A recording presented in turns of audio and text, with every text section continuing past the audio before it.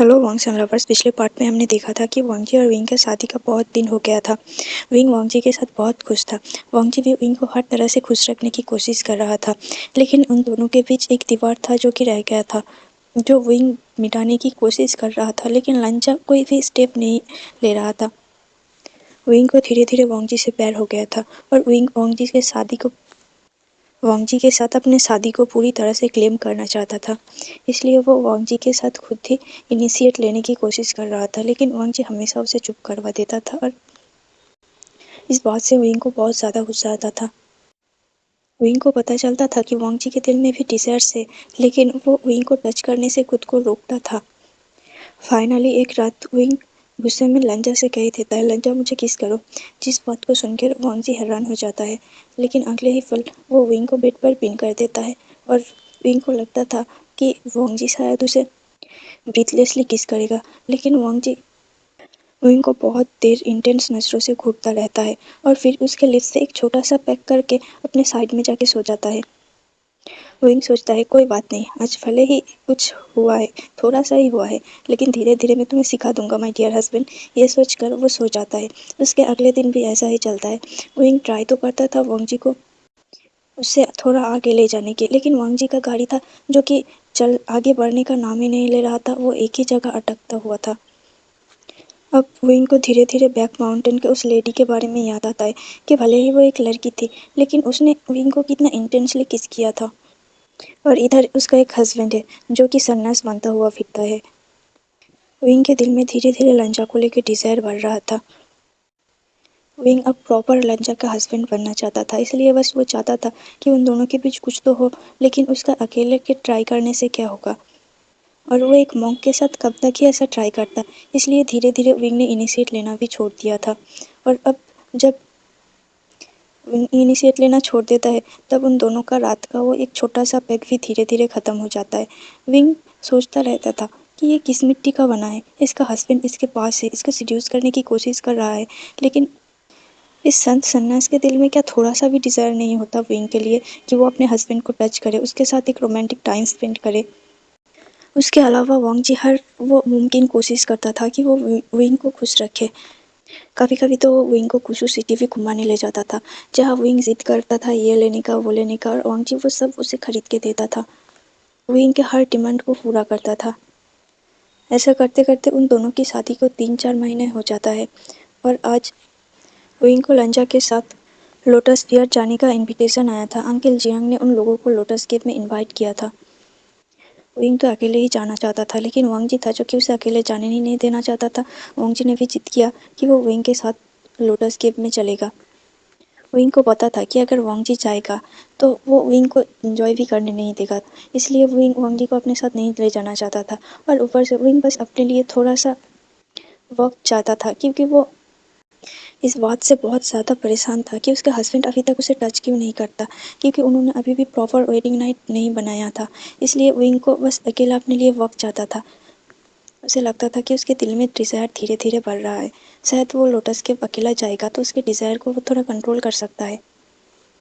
लेकिन जब वांगजी ने बहुत ज़्यादा जिद किया, तो विंग ने ये सोचा कि चलो कोई बात नहीं, अगर जाएगा तो शायद उन दोनों के बीच कुछ हो सकता था। शायद वांगजी यहाँ के रूल्स और रेगुलेशन के बीच पिस गया है और इसीलिए वो विंग को टच करना नहीं चाहता। लेकिन अगर वो लोग लोटस केव में होगा तो वांगजी शायद विंग को टच कर सकता है। इसीलिए विंग वांगजी को अपने साथ ले जाने के लिए रेडी हो गया। दोनों अब लोटस केव में थे, जहाँ पर वांगजी विंग को कभी भी अकेला नहीं जाने देता था। विंग जहाँ भी जाता वांगजी उसके साथ हमेशा जाता था, क्योंकि वांगजी को पता था कि विंग को अकेला छोड़ने पर ही वो किसी अनजान लोगों के साथ फ्लर्ट करने लग जाएगा, क्योंकि वांगजी विंग की हरकतों से रग रग वाकिफ था। वांगजी सिर्फ विंग को तभी अकेला छोड़ता था जब वो विंग अपने सीजे और जियांग चैंग के साथ होता था, क्योंकि वांगजी को लगता था कि उन दोनों तीनों को प्राइवेसी देने की ज़रूरत है। वो उन तीनों के बीच में नहीं आना चाहता था। एक दिन विंग ऐसे ही अपने सीजे और आचंग के साथ लोटस सीड्स तोड़ने के लिए जाता है।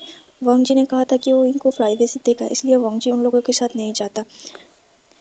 विंग किनारे पे बैठ के सोच रहा था कि वो कितना अरमान सजा के आया था कि शायद वांगजी यहाँ आके उसको टच करेगा, लेकिन यहाँ भी सेम केस हो रहा था। वॉन्ग जी था जो कि विंग को अभी भी टच करने के लिए तैयार ही नहीं था, और ऊपर से वॉन्ग जी और विंग इतना ज़्यादा करीब होता था कि विंग किस तरह से अपने डिज़ायर को कंट्रोल करता था, ये बस विंग को ही पता था।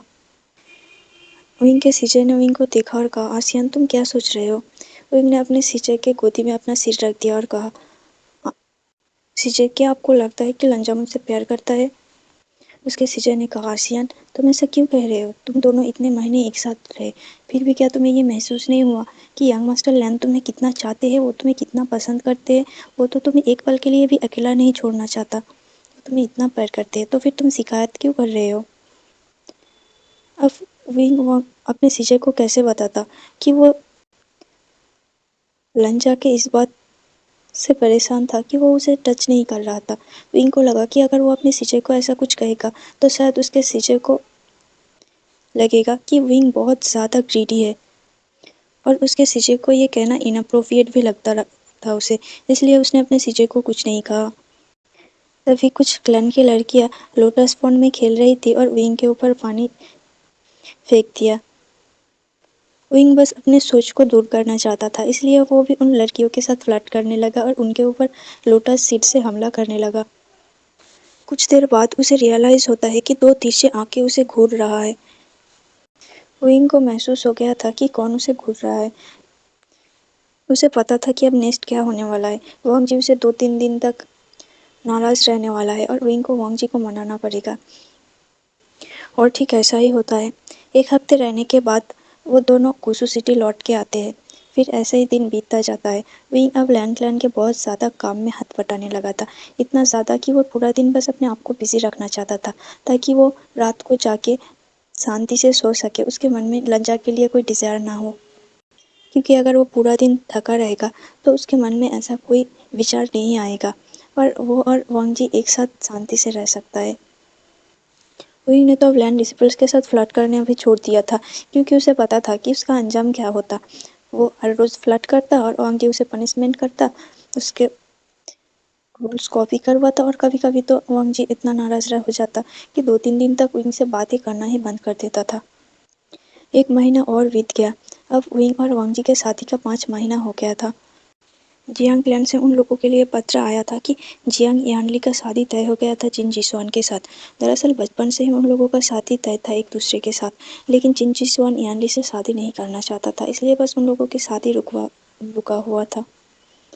लेकिन लन क्लैन के व्याख्यान के दौरान जब जिन जिसवान ने यानली से मिला, उसके बारे में जाना, उसके हरकतों को और उसके नाजुक से स्वभाव को स्टडी किया, तब उसे पता चला कि यानली ही उसके लिए परफेक्ट लड़की है। इसलिए उसने अपने पिता से कहकर उन दोनों की शादी का डेट को फिक्स कर दिया था। शादी जिनक्लैन में था, इसलिए उन लोगों को जिनक्लैन जाना था।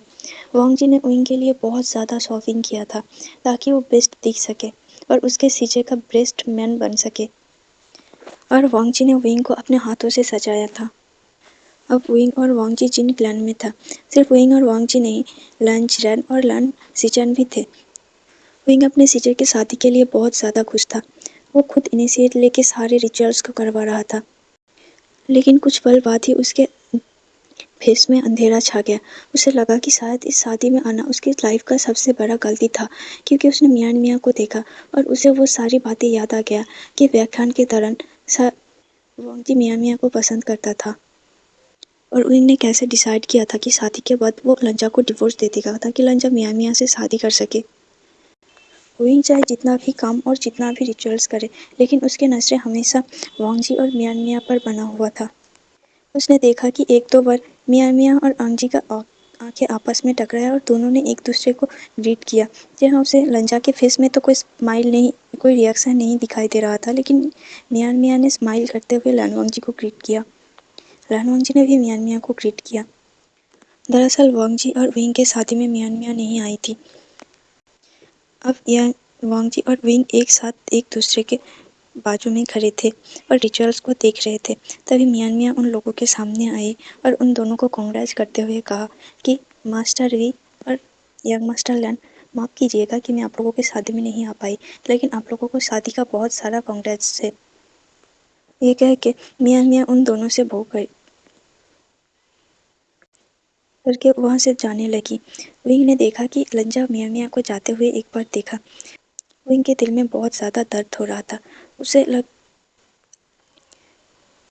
वो सारा कुछ याद आ गया कि लंजा कैसे उसे टच नहीं करता, लंजा कैसे उसके साथ कूलली उसे रिजेक्ट कर देता है जब वो लंजा के साथ रोमांटिक टाइम स्पेंड करने जाता है। एक पल के लिए उसके दिमाग में ये बैठ गया कि शायद इसीलिए लंजा उसे टच नहीं करता, क्योंकि वो मियाँ मियाँ को पसंद करता है और वो मियाँ मियाँ की जगह को विंग को नहीं देना चाहता था। विंग को ये लगा कि वोंगजी बस इसलिए इस शादी को निभा रहा था क्योंकि ये लन का रूल है कि एक बार शादी हो जाने के बाद अपने स्पाउस का हर तरह से ख्याल रखना पड़ता था। लन क्लैन वालों को विंग के दिल में बहुत दर्द हो रहा था। वो बस वहीं जाके अपना दिमाग को शांत करना चाहता था, इसलिए वो शादी कंप्लीट होते ही धीरे धीरे वहाँ से निकल गया और वो जंगल की तरफ जाके एक वाइन का बोतल लेके उसे पीने लगा। विंग को लगा कि वो अपने स्वार्थी बनने के चक्कर में इतना स्वार्थी बन गया कि वो वांगजी की खुशी को नोटिस ही नहीं किया कि वांगजी बस उसके साथ एक बंधन में बांधा हुआ है। वांगजी इस शादी से ज़रा सा भी खुशी नहीं है, क्योंकि अगर वांगजी खुश होता तो वो मियाँ मियाँ की तरफ मुड़ के क्यों देखता। उसने एक बार नहीं 2-4 बार वांगजी को मियाँ मियाँ को घूरते हुए देखा था। अब रात हो गया था। उन लोगों को जिनक्लैन में ही रहने के लिए कमरा दिया गया था, क्योंकि वो लोग इतने रात को क्लाउड रिसर्च में नहीं लौट सकते थे। विंग ने अपने दिमाग को शांत किया और जाके अपने कमरे में चला गया। वहाँ देखा कि वांगजी वहीं पे उसके लिए इंतज़ार कर रहा था और इधर-उधर घूम रहा था। विंग चुपचाप जाके कमरे में घुस गया और फ्रेश होके सो गया। वांगजी विंग से बहुत कुछ पूछना चाहता था, लेकिन उसने सोचा कि विंग शायद टायर्ड होगा क्योंकि उसने अपने सीजे के शादी में बहुत ज़्यादा भागदौड़ किया है, इसलिए वांगजी ने भी विंग से कुछ नहीं पूछा। अगले दिन कुछ सेरेमनी होता है जिनक्लैन के हिसाब से और फिर सेरेमनी के बाद वो लोग क्लाउड रिसर्च के लिए निकल जाते हैं। क्लाउड रिसर्च से वापस जाके विंग बहुत ज़्यादा बेचैन था। वांगजी ने भी विंग को बेचैनी का नोटिस किया और उसने विंग से पूछ लिया कि विंग क्या हुआ है तुम्हें। विंग को और अपने आप पर कंट्रोल नहीं हुआ। उसने वांगजी से पूछ लिया, लंजा क्या तुम इस शादी से खुश हो। वांगजी विंग की तरह डिस्बिलीवली पूछने लगा। उसे समझ नहीं आया कि विंग ने आखिर ऐसा क्यों पूछा और किसके बारे में पूछा। क्या वो अपने सीजे के शादी की बात कर रहा है या फिर वो अपने शादी की बात कर रहा है। वांगजी ने विंग से पूछा, तुम क्या कह रहे हो विंग, किसकी शादी में। विंग ने कहा, लंजा भोले बनने की कोशिश मत करो, मैं हमारी शादी के बारे में पूछ रहा हूँ। क्या तुम इस शादी से खुश हो। क्या तुम खुश हो कि मैं तुम्हारे लाइफ में आया। वांगजी ने कहा, विंग तुम मेरा हस्बैंड हो और भला मैं खुश क्यों नहीं होगा। विंग ने पूछा, अच्छा तुम मेरा हस्बैंड हो तुम्हारा इसलिए तुम मुझे इतना केयर करते हो, अगर मैं हस्बैंड नहीं होता तो। वांगजी ने कहा, विंग चाहे जो कुछ भी हो तुम्हें मेरा हस्बैंड बनना ही था। वांगजी ने विंग को बहुत समझाने की कोशिश की, लेकिन उनके दिमाग में बस एक ही चीज़ बैठ गया था कि वो बस वांगजी के हस्बैंड है, इसलिए वांगजी उसका इतना केयर करता था। उसने वांगजी से पूछा, क्या तुम मुझसे प्यार करते हो। वांगजी ने कहा, विंग तुम मेरा हस्बैंड हो और हमारे बीच आपस में प्यार होना लाजमी है। वांगजी को लगा कि उसने विंग से सब कुछ क्लियर कर लिया है कि वो विंग से कितना ज़्यादा प्यार करता है और विंग ऊपर से उसका हस्बैंड है, तो वांगजी का विंग के ऊपर लगाव और फिर प्यार नॉर्मल है। लेकिन वांगजी को ये नहीं पता था कि विंग ने उसके बातों का दूसरा ही मतलब निकाल लिया है। रात को वांगजी विंग को हक करता है और उसके लिप्स पे छोटा सा एक पेक करता है और सो जाता है, लेकिन उसने देखा कि विंग ने कोई रिस्पॉन्स नहीं किया। 2-4 दिन से विंग वांगजी से उखड़ा उखड़ा रहने लगा। विंग के इस बिहेवियर से वांगजी को बहुत ज़्यादा हर्ट हुआ और वो भी बेचैन हो गया। वो भी सही से कुछ सोच नहीं पा रहा था और कुछ काम नहीं कर पा रहा था। वांगजी के उस बेचैन को उसके भाई ने नोटिस किया और उससे पूछा, वांगजी क्या हुआ। वांगजी पहले तो जेवजुन को बताना नहीं चाहता था, लेकिन वो उसका भाई है और वांगजी का सारे अच्छे बुरे हर एक पल को जेवजुन जानता था, इसलिए उसने जेवजुन से सब कुछ शेयर किया। जेवजुन ने कहा, वांगजी तो क्या इसका मतलब ये है कि यंग मास्टर वीटो लगता है कि तुम बस उसे उसके साथ इसलिए हो कि तुम उसका हस्बैंड हो। वांगजी सोचता है। वांगजी कहता है, मुझे नहीं पता ब्रदर, वो कुछ दिनों से ऐसा क्यों बिहेव कर रहा है। वो तो बहुत कुछ था ना पहले, लेकिन अब वो मुझसे बात भी नहीं कर रहा है। जहाँ तक कि मैं कोई उसे टच करता हूँ तो भी वो कोई रिएक्ट नहीं करता। जेवजुन हिचकिचाते हुए लंजा से पूछ लिया कि लंजा क्या जब तुम पहले उसे टच करते थे तो वो कोई रिएक्ट करता था या फिर पहले भी ऐसा ही था। वांग ने अपना सिर को नीचे झुका लिया। उसने कहा, भाई, हमारे बीच में कभी भी कुछ नहीं हुआ ऐसा।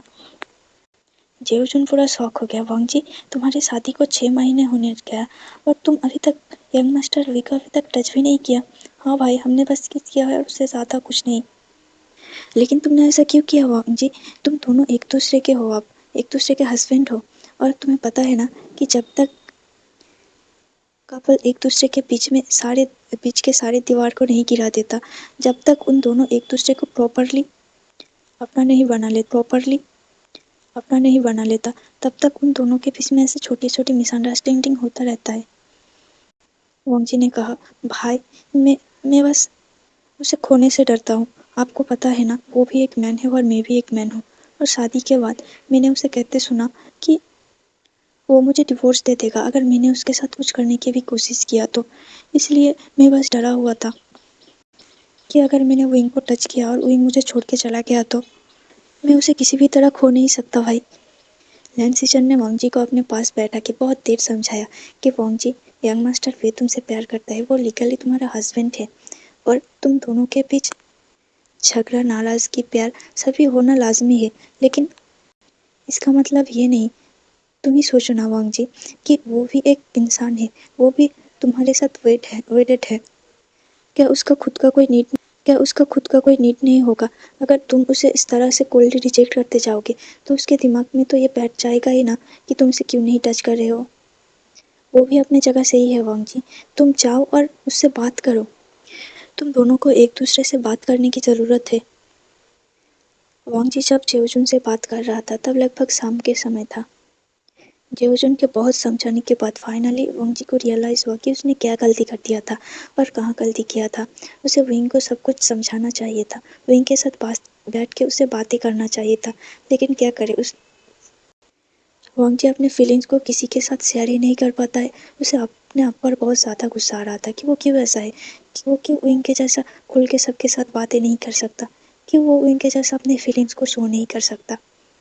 उसने अब मन बना लिया था कि वो जाके विंग के साथ बैठ के बातें करेगा, और आज ही वो दोनों अपने वेडिंग नाइट को सेलिब्रेट करेंगे और अपने एक दूसरे को क्लेम कर लेंगे। लेकिन जब वोंगसी जिंगसी में गया तो जिंगसी पूरी तरह से खाली था। विंग को उसने बहुत ढूंढा, लेकिन उसको विंग कहीं नहीं मिला। उसने देखा कि जिंगसी के बेड में एक कागज का टुकड़ा था जिसमें लिखा था, मैं चाह रहा हूँ, मुझे पता है कि तुम इस जबरदस्ती के शादी से खुश नहीं हो। मैंने तो पहले से ही डिसाइड कर लिया था कि मैं तुम्हें डिवोर्स दे दूंगा शादी होने के बाद, लेकिन शायद मैं अपने चाहत में और अपने खुशियों के लिए सेल्फिश हो गया था। मुझे माफ़ कर दो लंजा, इतना ग्रीडी होने के लिए। मैंने तुम्हारी खुशियों को भी नोटिस नहीं किया था। जल्द मैं तुम्हें डिवोर्स पेपर भेज दूंगा। हम दोनों के डिवोर्स होने के बाद तुम अपने पसंद की लड़की से शादी कर सकते हो। तुम्हारा हस्बैंड विंग। लेटर को पढ़ने के बाद वंग जी के आंसू से आंसू गिर रहा था। उसने कैसे भी करके अपने आप को संभाल लिया था, लेकिन लास्ट लाइन पढ़ने के बाद वो धड़ाम से नीचे गिर गया। उसका चेस्ट में बहुत ज़्यादा पेन हो रहा था। वो कैसे भी करके अपने आप को संभालता है और तुरंत भागते हुए जेऊजुन के कमरे की तरफ जाता है। क्राउड रिसर्च में भागना मना था, जहाँ तक कि वांग जी ने खुद विंग को बहुत बार पनिश किया था भागने के लिए, लेकिन आज खुद अपने रूल्स को ब्रेक कर रहा था। ये पहली बार नहीं था कि वांग जी विंग के लिए क्लाउड रिसर्च के रूल्स को ब्रेक कर रहा था। इससे पहले कई बार वांग जी ने रूल्स को ब्रेक किया था, और सिर्फ विंग के लिए। वांग जी को अपने आप पर गुस्सा आ रहा था कि उसके कुछ एक्शंस की वजह से विंग ने उसे कितना गलत समझ लिया, कि वो इस रिश्ते में ज़बरदस्ती का वादा हुआ था। हालांकि सच बिल्कुल अलग था। वांग जी को किसी ने भी इस ज़बरदस्ती के शादी में नहीं बांध रखा था, क्योंकि वांग जी ने ही तो खुद इस शादी के लिए प्रपोजल दिया था। उसका अंकल और ब्रदर तो पहले मान नहीं रहे थे, लेकिन वांग जी ने कितने सारे मशक्कत किया, कितना झूठ बोला। उसने तो ये कह दिया था कि अगर विंग के साथ उसका शादी नहीं होगा तो वो किसी के साथ भी शादी नहीं करेगा, हमेशा अपनी लाइफ को ऐसे ही बिता देगा। उसने इतना ज़्यादा झूठ कहा था। उसने कहा था कि विंग ने उसके फोरहेड रिबन को सच टच किया था, जो कि सच भी था, लेकिन प्रॉपर तरीके से सच नहीं था। उसने कहा था कि मैंने विंग को किस किया था, जो भी सच था, लेकिन उसने कई सारे ऐसे झूठ बोले जिसके चलते लन चिरन और लन सिचन और एल्डर्स उसके शादी के लिए मान गए। और अगले दिन ही वांग जी ने जीत करके जियांग क्लैन में लेटर भिजवा दिया था उन लोगों के शादी के प्रपोजल के लिए। वांग जी जेऊजुन के रूम की तरफ दौड़े दौड़े जाता है। उसको ऐसे भागता हुआ आता देखकर जेऊजुन समझ जाता है कि शायद कुछ गलत हो गया है, इसलिए वो वांग जी को शांत करता है और उससे पूछता है क्या हुआ। वांग जी के मुंह से कुछ बात ही नहीं निकल रहा था, वो बस विंग विंग विंग कर रहा था। उसे ये भूलने में भी बहुत दर्द हो रहा था कि विंग उसे छोड़ के चला गया है। उसने उस लेटर को जेऊजुन के हाथ में पकड़ा दिया। दूसरी तरफ लैन चिरन भी वहाँ भाग आए, जल्दी से भागते हुए आए, क्योंकि वांग जी का इसे भागते हुए देखकर डिसिपल्स जाके लैन चिरन को बता दिया था। लैन चिरन तो हैरान था कि जब वांग जी और विंग एक दूसरे से प्यार करते थे तो विंग ऐसे भाग क्यों गया है। फिर लैन चिरन को सभी बातें बता देता है कि उसके स्टूपिड लन वांग जी ने कैसे सब कुछ मिसअप कर दिया है। लैन चिरन भी बहुत ज़्यादा टेंस्ड हो जाते हैं और वो अपने सारे डिसिपल्स को भेजते हैं विंग को ढूंढने के लिए, क्योंकि उन लोगों को पता था कि आफ्टरनून को विंग का एक क्लास था। उस क्लास के बाद विंग यहाँ से निकला होगा और यहाँ से निकलते हुए ज़्यादा देर नहीं हुआ विंग को, तो फिर विंग क्लाउड रेसेस से बाहर तो गुजू सिटी के बाहर तो नहीं जा पाएगा। चलिए आज के पार्ट को यहीं पे ख़त्म करते हैं। कैसा लगा आपको स्टोरी प्लीज़ कमेंट में बताना। अगर आपको वीडियो अच्छा लगा तो प्लीज़ लाइक करना और मेरे चैनल को सब्सक्राइब करना।